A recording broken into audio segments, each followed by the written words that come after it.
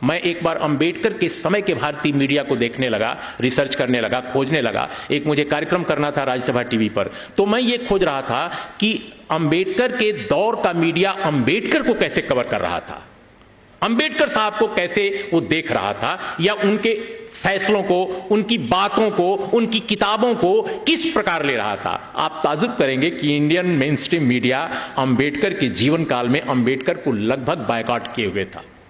और यही कारण है कि अंबेडकर साहब को मूक नायक से लेकर के, और कई उनको 4-5 पत्रिकाएं उन्होंने समय समय पर निकाली, और भले ही उनका सर्कुलेशन कम रहा हो या आर्थिक स्थिति भी कमजोर रही हो, लेकिन उनको लंबे समय तक बीच बीच में कई पत्रिकाओं का संपादन करना पड़ा, संचालन करना पड़ा, और उसके लिए आर्थिक प्रबंधन करना पड़ा। तो ये हाल तो हमारे देश के फ्रीडम स्ट्रगल के दौरान भी था। और देखिए, एक बहुत दिलचस्प बात मुझे अंबेडकर साहब के बारे में मैं कह रहा हूं, हो सकता है आपके दिमाग में कभी आया हो या ना आया हो, लेकिन कई बार सामाजिक वैचारिक आंदोलन ही मूल्यों को, विचारधाराओं को जीवित करते हैं। इसका एक उदाहरण है, सबसे बड़ा उदाहरण इसके मुझे भारत की राजनीति में, भारत के समाज में, भारत के बौद्धिक जीवन में अंबेडकर नजर आते हैं। जब मैं पढ़ता था यूनिवर्सिटी में, मैं इलाहाबाद यूनिवर्सिटी में पढ़ता था, उन दिनों की बात है 74 के बाद, तो हम लोग 76 में गए थे, 76, 77, 78 के दौर में। तो इलाहाबाद के जो लोग होंगे जानते होंगे कि इलाहाबाद यूनिवर्सिटी में एक रोड है जिसका नाम है यूनिवर्सिटी रोड, विश्वविद्यालय मार्ग। विश्वविद्यालय मार्ग पर जब हम लोग जाते थे तो उन दिनों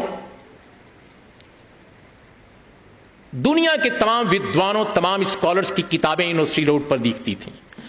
मार्क्स से लेकर के मनुस्मृति तक, लेनिन से लेकर के गोरकी तक, एरिस्टोटल से लेकर के वाल्जाक तक, टॉल्स्टॉय से लेकर के चेखव तक। लेकिन अंबेडकर की किताबें उस दौर में नहीं मिला करती थी, कम से कम हिंदी क्षेत्र में। मैं अपने क्षेत्र के बारे में कहता हूं, एनहिलेशन ऑफ कास्ट नाम की जो किताब, जो आज पूरे देश में इतनी पॉपुलर है, इतनी लोकप्रिय है, वह भी मैंने अपने यूनिवर्सिटी के जीवन में इलाहाबाद के किसी दुकान पर मैंने नहीं देखी, क्योंकि अगर देखी होती तो हमने जरूर खरीदी होती। अंबेडकर की किताबें बिल्कुल यूनिवर्सिटी रोड पर किताब की दुकानों पर कहीं दिखती नहीं थी। तो मैं अब फील करता हूं कई बार कि अंबेडकर साहब जब उनका निधन हुआ और जब वो जीवित थे तब भी उनको मारने की कोशिश की गई, और जब वो उनका निधन हो गया तो उनको लगता था कि भारत के इतिहास के नींव में दफना दिया गया, कि अंबेडकर का नाम, अंबेडकर के विचार कभी दिखाई ना पड़े, कभी जीवित ना हो।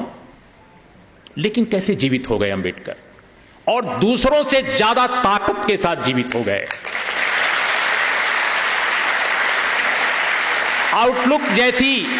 आउटलुक जैसी बाजार की पत्रिका को भी, जो एक बड़े पूंजीपति घराने से निकलती है, जब उसने भी सर्वे कराया तो पाया कि अंबेडकर देश के सबसे बड़े दार्शनिक विचारक के रूप में सबसे अधिक पॉपुलर हैं। वो कैसे हो गए, वो किस तरह हुए? तो मैं एक स्टूडेंट के तौर पे भारतीय इतिहास के, भारतीय राजनीति के एक इतिहासकार, एक छात्र के रूप में जब देखता हूं तो मुझे लगता है कि जो यूनिवर्सिटी रोड पर मुझे अंबेडकर की किताबें नहीं मिला करती थीं, खासकर नॉर्थ इंडिया में, महाराष्ट्र में मिला करती थीं, क्योंकि वहां आंदोलन था, वहां विचार के लोग थे।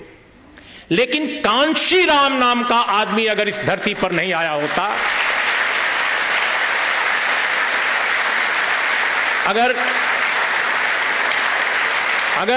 अगर कांशीराम का आंदोलन, जिसे बहुजन समाज आंदोलन कहते हैं, अगर उसने नॉर्थ इंडिया में उसने जन्म न लिया होता तो यकीन मानिए अंबेडकर को मार डाला गया था।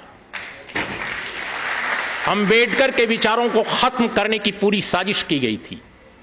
ये कांशीराम का आंदोलन था नॉर्थ इंडिया में। मैं कम से कम नॉर्थ इंडियन हूं, मैं जानता हूं कि अगर कांशीराम का आंदोलन नहीं आता तो अंबेडकर नहीं आते। अंबेडकर को जीवित कर दिया कांशीराम के आंदोलन ने। इसमें मुझे कम से कम, कोई कुछ भी कहे, मैं इसको मानता हूं।